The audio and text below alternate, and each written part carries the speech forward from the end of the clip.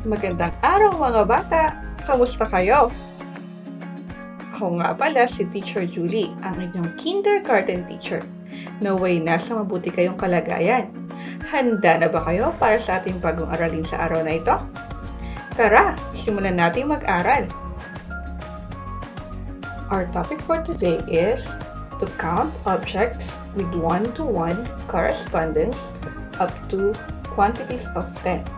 Quarter 3, Week 7. Our most essential learning competencies tell that the quantity of a set of objects does not change even though the arrangement has changed. Mga bata, alam niyo ba na may mga bagay na magkaiba man ang kanilang posisyon ay parehas pa din ang dami nito? Tara, tuklasin natin. Bago tayo mag-umpisa, awitin muna natin ang Umawi at Bumilang si Teacher Cleo. Tara, samahan niyo ako.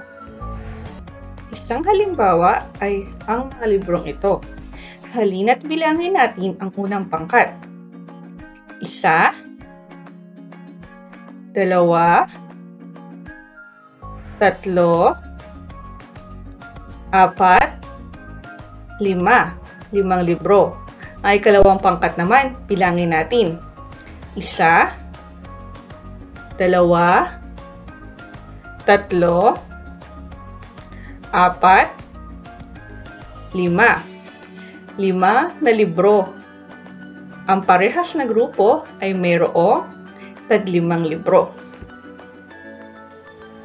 Halina't bilangin natin ang unang pangkat ng mga lobo. 1, 2, 3, 4, 5, 6. 6 na lobo. Ang ikalawang pangkat naman, bilangin natin. 1, 2, 3, 4, 5, 6.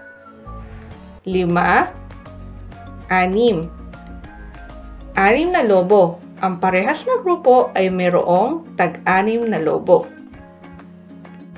Halina't tingnan naman natin ang pangkat ng mga cupcakes na ito. Bilangin natin ang unang pangkat ng mga cupcakes. 1, 2, 3, 4, 5, 7.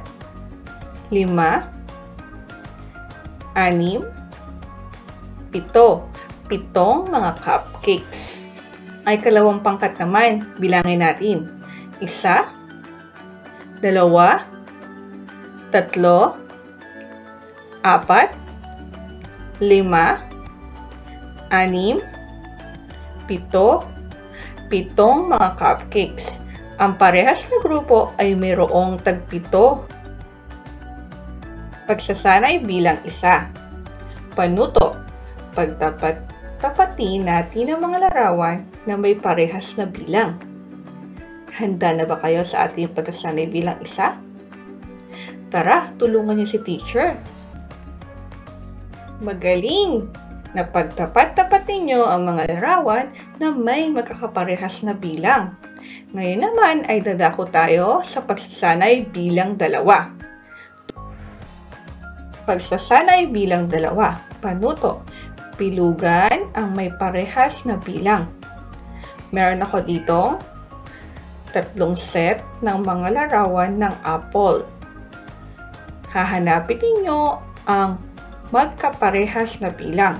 Bibilugan nyo ito. Handa na ba kayo? Tulungan nyo si teacher. Tara! Magaling!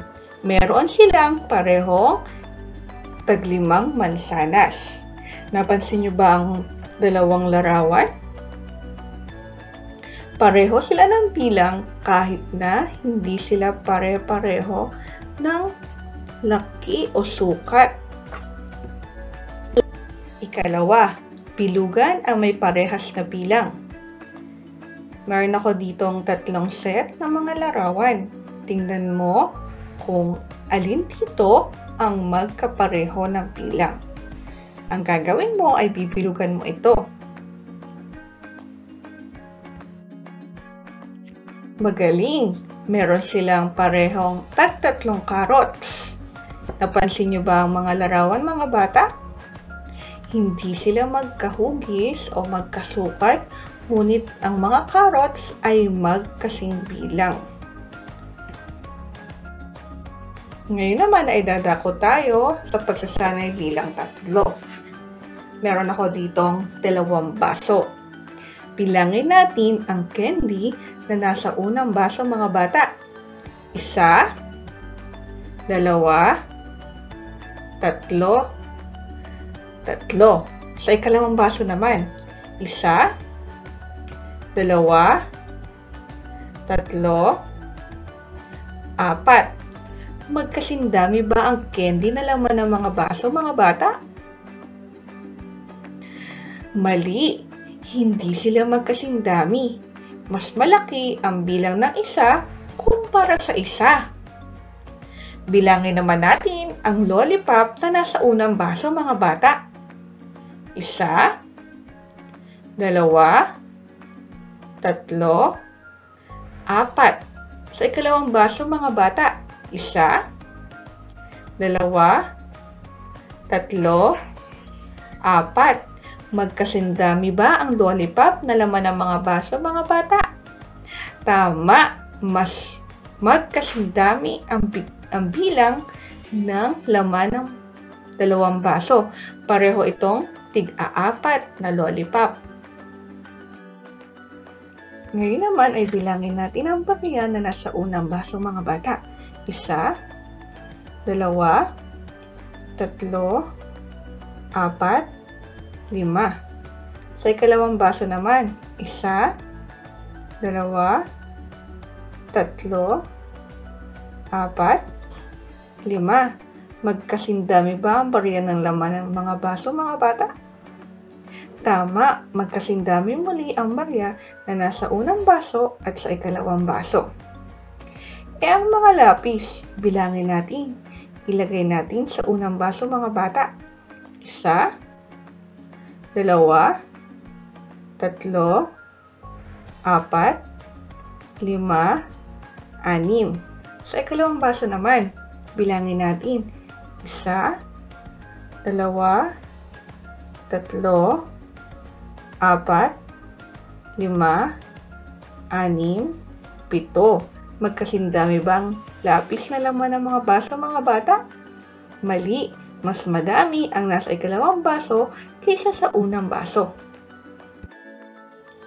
Tandaan natin, mga bata, dapat natin maunawaan ang kahalagahan ng pagbibilang. May mga bagay na magkaiba ang posisyon, laki o hugis, ngunit magkasing bilang ang mga ito. Dapat natin itong bilangin ng mabuti upang malaman natin ang dami ng mga ito. Muli, ako si Teacher Julie. Salamat sa pagsama sa akin ngayong araw na ito. Paalam!